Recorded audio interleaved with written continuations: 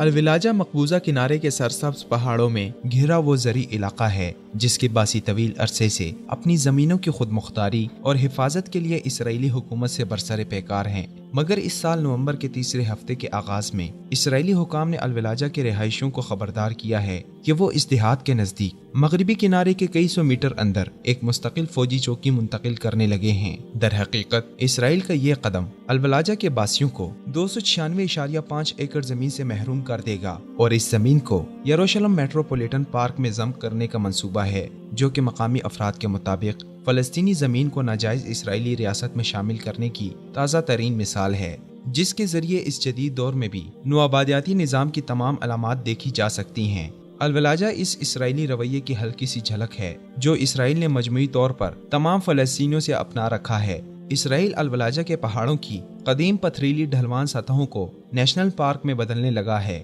جنہیں یونیسکو کی طرف سے 2014 میں ورلڈ ہیریٹیج لسٹ میں شامل کر دیا گیا ہے، کیونکہ یہاں کاشتکاری کے ہزاروں سال پرانے قدیم طریقے اب تک استعمال کیے جاتے ہیں۔ الولاجہ اسرائیل کے قیام ہی سے اپنی زمین پر قبضے کی اسرائیلی پالیسیوں کا شکار ہے اور پہلے ہی اسرائیل کی تعمیر کردہ غیر قانونی دیوار اور گلو، ہار گلو اور گش ایشین نامی یہودی بستیوں کے درمیان مقید ہے اور اسے مغربی کنارے سے صرف ایک سڑک ملاتی ہے۔ اقوام متحدہ کے مطابق الولاجہ 1948 ہی سے اپنی 85% زمین سے محروم ہو چکا ہے، جبکہ یہاں کے 90% رہائشیوں اور ان کے آباء و اجداد کو یہاں سے زبردستی نکال باہر کیا گیا ہے، جن میں سے اکثر قریبی ریفیوجی کیمپوں میں رہ رہے ہیں اور ان کا واپس آنا ناممکن ہے۔ الولاجہ میں ایک نیشنل پارک کھولنا اسرائیلی حکام کی طرف سے ایک حکمت عملی کے تحت زمینوں کی لوٹ مار ہے تاکہ یہاں یہودی بستیاں آباد کر کے اسے گریٹر یروشلم میں بدل دیا جائے۔ بظاہر یہ ثقافتی ورثے کا تحفظ اور سیاحت کا فروغ نظر آتا ہے، جو کہ بالکل بے ضرر اور غیر سیاسی لگتا ہے،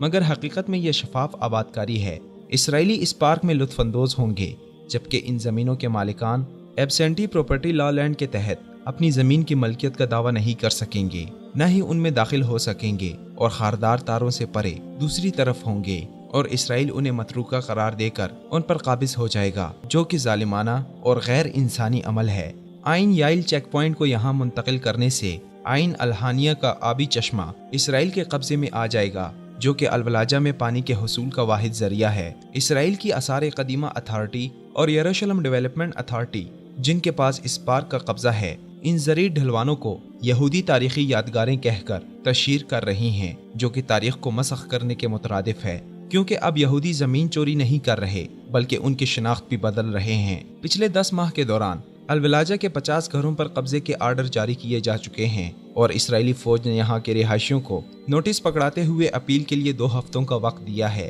مگر کسی بھی قانونی عمل کے کامیاب ہونے کی امید بہت کم ہے، کیونکہ 2010 اور 2013 میں بھی الولاجہ کی زمینوں پر علیحدگی کی دیوار کو تعمیر سے روکنے کے مقدمات کے فیصلے اسرائیل کے حق میں آئے ہیں اور اسرائیلی اقدامات کے خلاف قانونی حکمت عملیاں بیکار گئی ہیں۔ اسرائیلی عدالتیں اسی نظام کا حصہ ہیں اور اسرائیلی سیاستدان ان عدالتوں پر اثر انداز ہونے کی طاقت رکھتے ہیں، اس لیے اس موجودہ سسٹم سے انصاف کا حصول فلسطینیوں کے لیے ایک دھوکہ یا سراب ہے۔